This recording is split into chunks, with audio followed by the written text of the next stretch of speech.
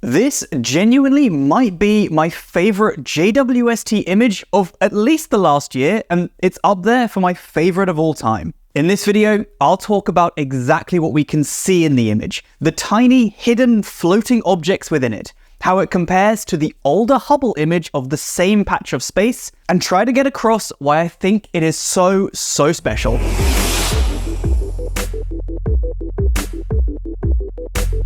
"200,000 light years away, nestled in the outskirts of a dwarf galaxy called the Small Magellanic Cloud, itself a satellite galaxy of the Milky Way, is this stunning young star cluster known as NGC 602. Surprisingly, given how close it is to us, the environment that NGC 602 lives in is very similar to the early universe, with low abundances of any element heavier than hydrogen and helium. Us astronomers call these heavier elements metal, so to us, anything except hydrogen and helium are considered metals. I know it's a bit silly, but that's what we do. And so this young star cluster lives in what we call a low metallicity environment. This is one of the reasons that we know the star cluster is young.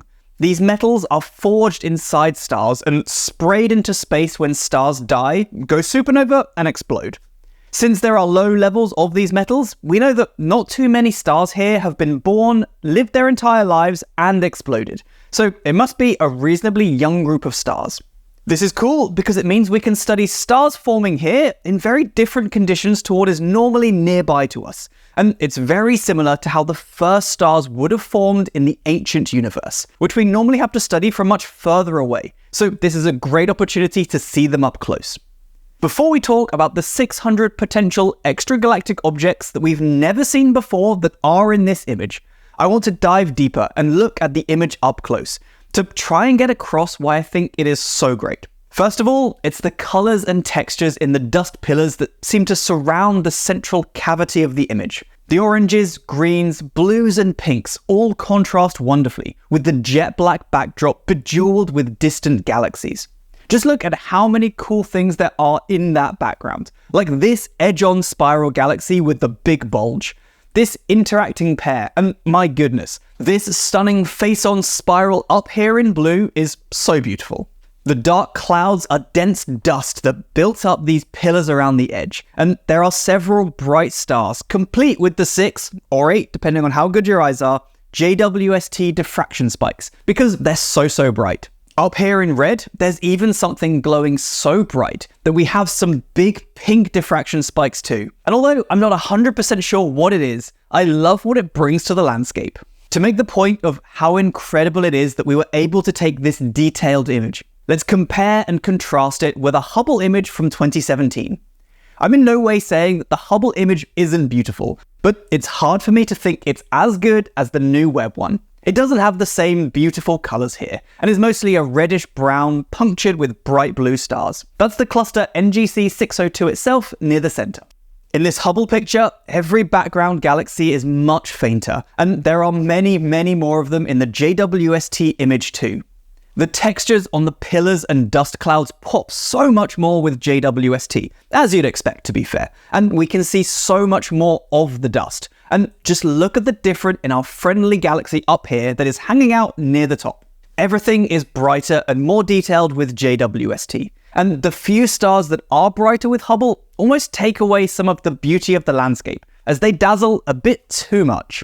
Now, the JWST image is made of a combination of mid-infrared light and near-infrared light. It's more of a heat map of the region, and that's why some of the stars are fainter for Webb, as stars don't tend to emit as much mid-infrared light as they do in wavelengths that Hubble is specialized at detecting. This explains some of the differences in the images, and the massive mirror size difference explains the rest.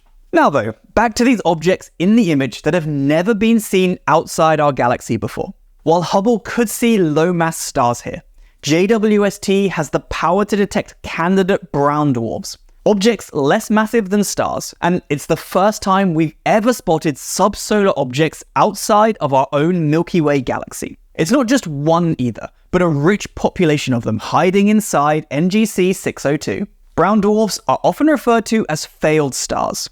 They're usually between 13 and 75 times the mass of Jupiter, but they're not heavy enough to ignite nuclear fusion in their cores and burst into life as a star. This means they're reasonably small, dark, and hard to spot. We do know of about 3,000 of these objects, but all of them inside our galaxy. Until now. According to Peter Ziedler, lead author of the study this image came from, only with the incredible sensitivity and spatial resolution in the correct wavelength regime is it possible to detect these objects at such great distances. This has never been possible before, and also will remain impossible from the ground for the foreseeable future. Quite the endorsement for JWST and its amazing capabilities. All in all, I adore this stunning image from JWST and the amazing science discovery it might represent. These objects would need to be seen by other observatories for the discoveries to be confirmed and for them to move from candidates to official brown dwarfs. But this is an incredibly exciting step that is only possible thanks to JWST. Shoot me any questions or comments you have down below. Let me know your favorite JWST image if you'd like to. And thanks a lot for watching. Until next time, stay safe team. I'll see you soon. Bye!